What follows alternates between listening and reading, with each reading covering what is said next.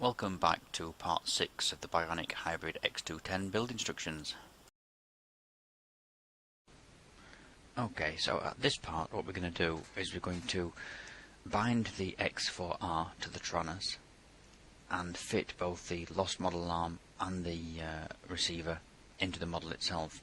But I thought before we do that it'd be worth explaining exactly how this works and why it's connected the way it is and how to connect it up. So this is the lost model alarm. It also has the functionality of a battery monitoring circuit. So that's provided by this red and black wire here. So we'll be connecting this directly to the battery. When I say directly to the battery, I mean by directly at battery voltage. So it won't be connected through the PDB, maybe to the 12 volt supply, because that's always 12 volts. What we need to do is connect it where it can monitor the battery voltage. So I would normally connect this to some ESC pins, which we'll be looking at later. The lost model alarm itself needs actually 5 volts to work, and this is just a monitoring circuit up here. So it gets that 5 voltage from this red and black wire here. So this will be connected to the 5 volt supply into the X4R, and 5 volts will be sent back up here into these two pins here on the lost model alarm. This white wire is to activate the lost model alarm, and we'll need to program the Taranis to actually create a signal across there. The blue wire, incidentally, is for S-Bus.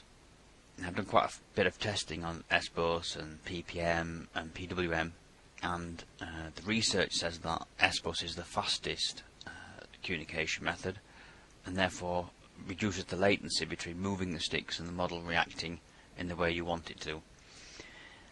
I've actually owned 3 Kylin 250 FPV racers and configured each one of them, one in PWM, one in PPM and one in S-Bus, and I gotta tell you, I couldn't tell any difference, to be fair. Now, okay, I'm not a professional racer, so maybe a professional racer could, but generally speaking, I shouldn't go to town on it. Whatever you've got is fine. But for this actual project itself, we're going to be using S-Bus simply because it's there and it is supposedly to be the fastest. But we have a little complication with this X4R in the fact that by default it would present S-Bus on this blue wire here. It would present channel 1 here, channel 2 here, and channel 3 here. Now 1, 2 and 3 are all used for controlling of the NACE32, so certainly not going to be useful for this lost model alarm. However, there is a solution. If we join up these two pins here, in fact if we just got a bit closer, these two pins here, during the bind process, then what we'll actually end up with is S-Bus coming out of here, CPPM coming out of here, which we don't really need anyway, but we'll end up with channel 9 and channel 10 presented on these two pins here. So we'll be able to program the Taranis to be able to put channel 10 high, which will cause the lost model alarm to bleep. So that's what we're going to do next. So let's move on to that. First thing we need to do is prepare ourselves a link wire. I'm using quite a large piece of wire here, but it's really just so you can see what I'm actually doing. At this point I notice that I've got a very large soldering iron tip in my soldering iron, so I need to just change that. So I've already unsoldered the white wire from the X4R receiver, so now I've got a free set of pins to be able to solder this black wire onto, and this is going across pins 2 and pins 3, or channel 2 and channel 3, as that's properly described.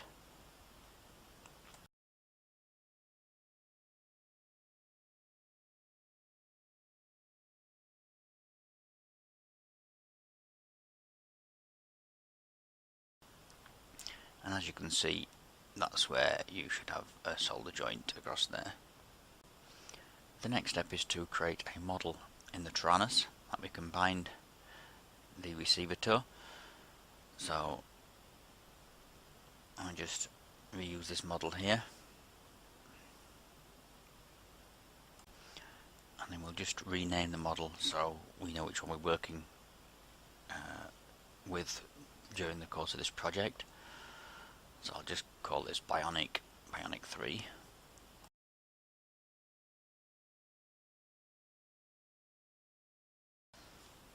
And then move over to the bind screen. And pressing enter now will cause the Taranis to go into the bind mode. So to bind the receiver, we're going to need to identify a 5 volt supply, and here on the PDB you can see you've got a 5 volt and a 12 volt. So we need to solder our receiver onto this 5 volt circuit here. So we'll go ahead and do that. We're just going to make a temporary connection here. Don't really care about the quality of the soldering as long as it's connected. We are going to have to disconnect this later, because the 5 volt supply for the receiver will actually be taken from the NAS32. Not necessarily, you know, a must. You could leave it there, but I prefer all my models to be wired the same. So I'm going to take it as I normally would do from the NAS32 channel, rather than leave it here. So as you can see, when I power up and the receiver is flashing red, this is saying that it's not bound to anything. The Taranis is currently switched on, and it's still not bound.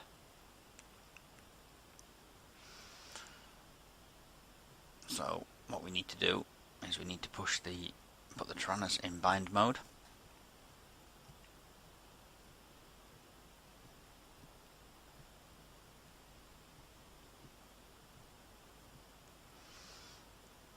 Press enter.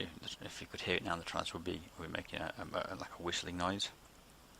Move it a little bit away from the model.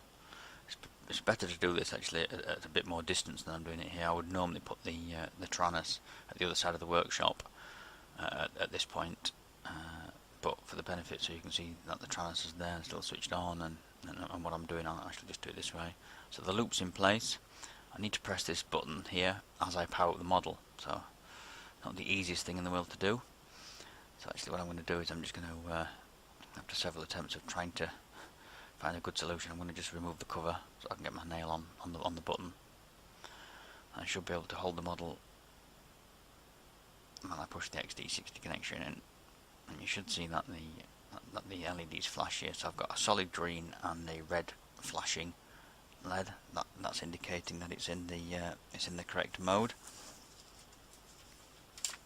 So I can now disconnect the model and take the Taranis out of bind mode. Now I don't know if it's necessary, but I normally just switch the Taranis off here, cycle the power like this. I forget about this, the throttle safety warning, sorry, the fail-safe safety warning. We're going to see to that later. Just for information, the preferred solution is for no pulses at all on lost model. So there we go. We've now just got a solid green. It's flashing a little bit there. There's a little bit of pulsation. That's because the transmitter's actually too close. But it would normally be solid green. So I now need to remove the loop and replace the white wire back onto pin 3. I think it is, isn't it? Yes, pin 3. That's right. So remember now that pin 3, after binding in that way with that lead and with that jump wire across, pin 3 will now present channel 10. And now becomes channel 10. So 2 becomes channel 9 and 3 becomes channel 10. And we'll program that later in the Taranis to send a pulse down this white wire and activate the lost model alarm.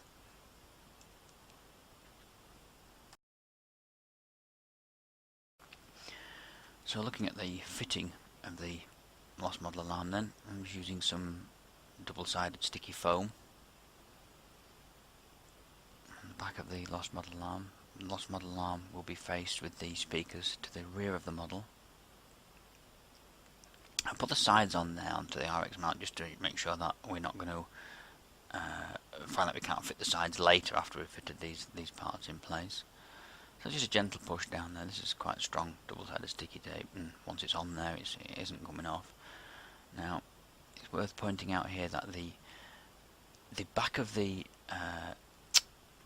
of the lost model arm is actually in line with the back of those supports there. This is all about balance, so make sure we've got the CFG right later, so it's worth just noting how everything's fitted together and the exact positioning really.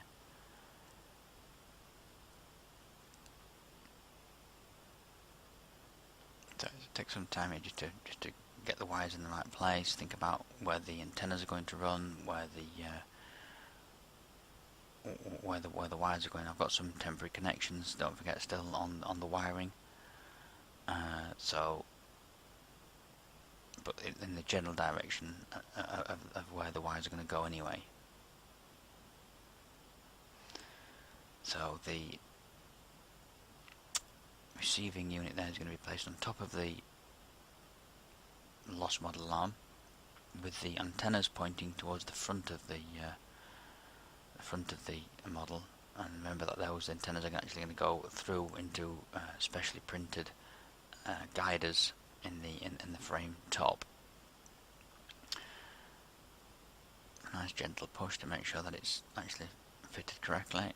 You see the wires are going off down the side. There's room for the wires to go down the side, and again the back of the receiver is in line almost with the back of the actual RX mount supports.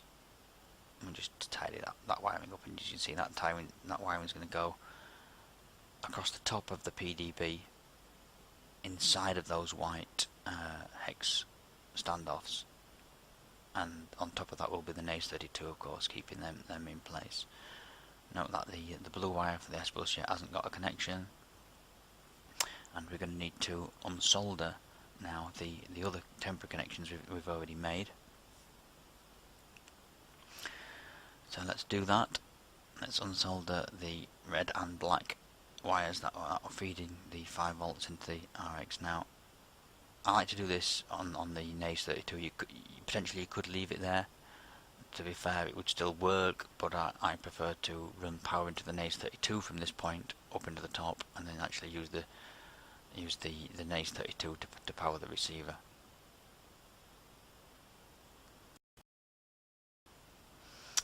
And then moving on to the wiring of the battery monitoring circuit. Now, you may have, if you've been really eagle-eyed in that previous video, you might have seen that I inadvertently attached the red and black wires for the battery monitoring circuit of the lost model alarm onto the 12 volt supply on the PDB. That is incorrect, clearly. It should be, as previously said, on towards the ESC connections on the PDB, so it actually gets battery voltage, not a constant voltage. So I've just soldered those onto there. And that wraps up part 6 of this build instructions of the Bionic Hybrid X210. In the next one we'll be fitting the camera to the front and wiring that to the PDB, and then getting ready to fit the NAS32. So to wrap up, if you're enjoying these build instructions, which are quite detailed and really aimed at the novice builder rather than the expert, then please subscribe to my YouTube channel so you can get notifications of when the next video is uploaded. Well, thanks for watching, and I'll see you in part 7.